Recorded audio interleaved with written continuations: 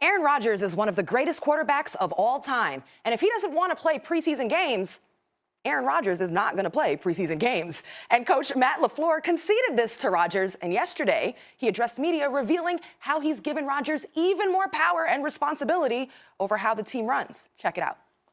We've given him, all the freedom. So if he sees something and he's got the green light to do whatever he needs to do to get us into a good play, we're not going to take that from him.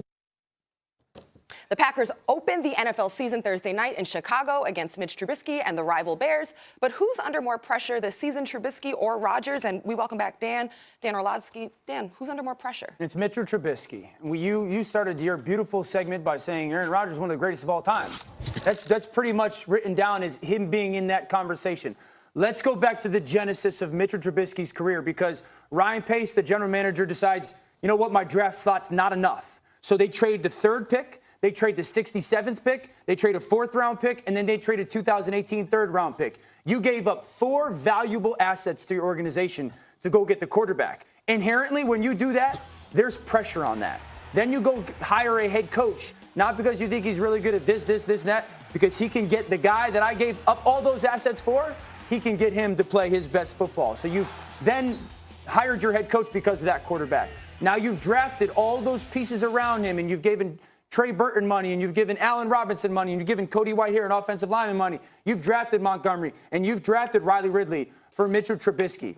And then you play in Chicago. And you've been, as a city, Chicago's been waiting for their quarterback, their savior, their next 12 years to arrive. And they thought it was potentially like Rex Grossman or Kyle Orton, a guy that I played with. Since really Jim McMahon in 88, in the mid-'80s, or maybe Harbaugh in the early 90s, that city and organization has been begging for a quarterback. And right now, they're like 70-30 thinking it's Trubisky. The Packers have had great quarterback play for 30 years. There's pressure on Aaron, but the most pressure right now out of those two is Trubisky. No, the most pressure's on Aaron Rodgers, in fact. Everyone could say, well, LaFleur will get blamed. No one will remember LaFleur's name if he fails. Everyone will remember Aaron Rodgers. So you guys think, I hear the argument all the time, Rodgers already one of the greatest of all time. So that's all taken care of. There's no pressure. He just ran his old coach out of town. And by the way, he's right, because McCarthy didn't change with the times. Like, you see the really great coaches that can straddle eras are able to adapt to the new league. Bill Belichick, Mike Tomlin, Andy Reid, right? Those are great coaches who can adapt to what's going on. McCarthy didn't do that exactly. And Rodgers ran him out of town. Let's be honest about this. Let's be honest about it. He ran himself out. You just said he did not adapt. But he did not have Rodgers' support. Like, if he had Rodgers' support, it may have been different. The point is this. If it doesn't work out with the next guy, if Rodgers sits on 1 Super Bowl his whole career, not like in the old days, if Marino only would have won that Super Bowl, that was before Tom Brady sat on 6, got 6, went to 9, got 6. So Marino not having one, because we could see with our eyeballs, Marino's like the most talented guy ever, but he's never even won a Super Bowl, right? So Rodgers got the one. We think that's now put to bed. No, it's not. What's the difference between Elway and McNabb? Like, we think of Elway up here, and McNabb is not quite in that category. The only difference is Elway got a running back his last 2 seasons and won 2 Super Bowls. Right. McNabb was a beast for a long time. We would remember things differently. You know what look, Aaron Rodgers is the best football player I've ever seen. He has more sway over the outcome of any game than anyone I've ever seen. Anyone. And yet, if he sits on 1, people aren't comparing him to Brady anymore. I've heard people talk about Drew Brees actually is the greater quarterback than Aaron Rodgers. Aaron Rodgers is better than both those guys. You think there's not pressure?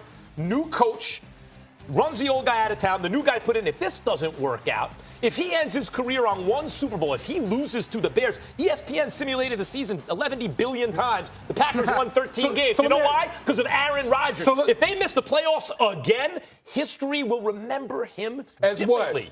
As one of the greatest of all time. Aaron Rodgers will still be one of the greatest of all time. But he will not be in the argument that he should be. That narrative will never change. I mean, Aaron Rodgers' body of work. Now, listen, do I think Aaron Rodgers' career as far as titles, maybe has he underachieved in that aspect?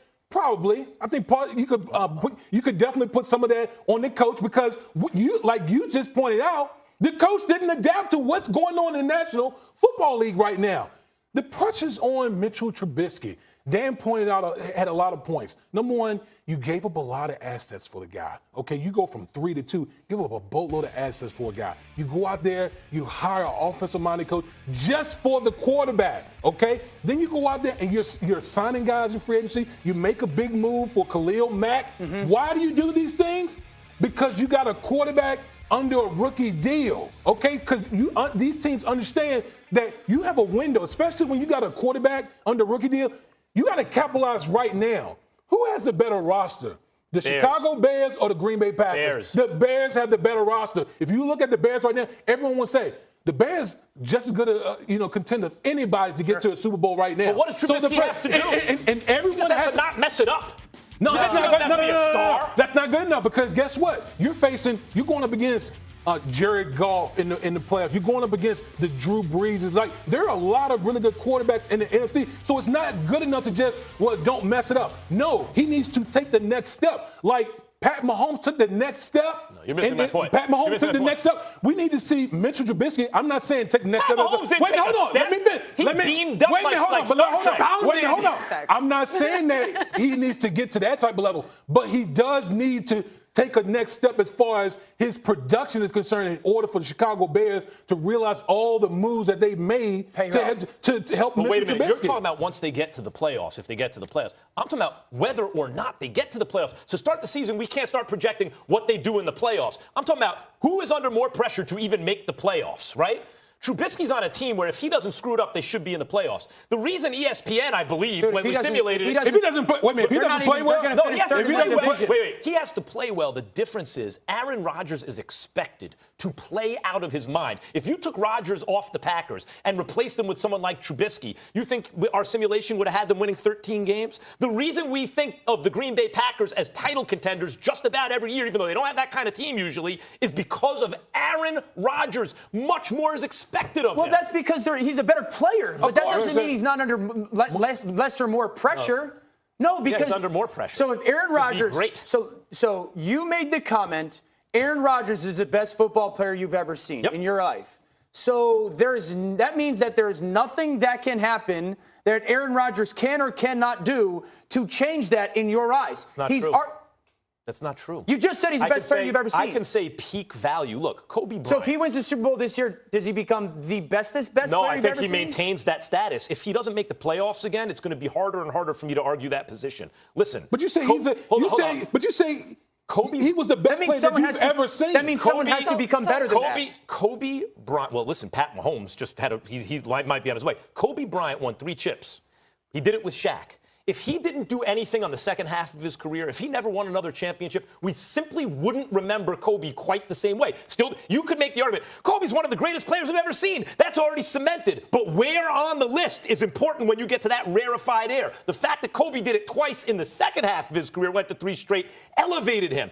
If Aaron Rodgers never sniffs another Super Bowl, if he starts missing the playoffs year in, year out, this will be 2 in a row, with different coaches, his status will be affected permanently. Let me use your basketball analogy. LeBron's greatest championship in your eyes is which one? The comeback against Golden State. I would say the first one in Cleveland. Why? Because everything was stacked against them. That would never happen. We're talking about the same one. Okay, then the reason is because the investment that was made into that season, everything was bought in. Okay, LeBron can actually make this happen. We can make this happen. And the city had starved for it for such a long time. If he goes one in LA, cool.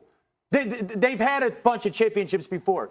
Chicago, as a city, the pressure to play quarterback there because of the expectation. You just made my point for me. The reason the one with Cleveland was his greatest championship. Because he did it in Cleveland. No, because he beat a 73-win unbeatable team and came from behind in the series to do it in Game 7 on the road. In other words, the chips were stacked against him. He slayed the monster. If Aaron Rodgers can slay the monster of the Bears, who we all agree have a better team than the Packers, if he can do that and make the playoffs. The Bears? The Bears are a monster. All right. They're not. I don't even know if they're going to win.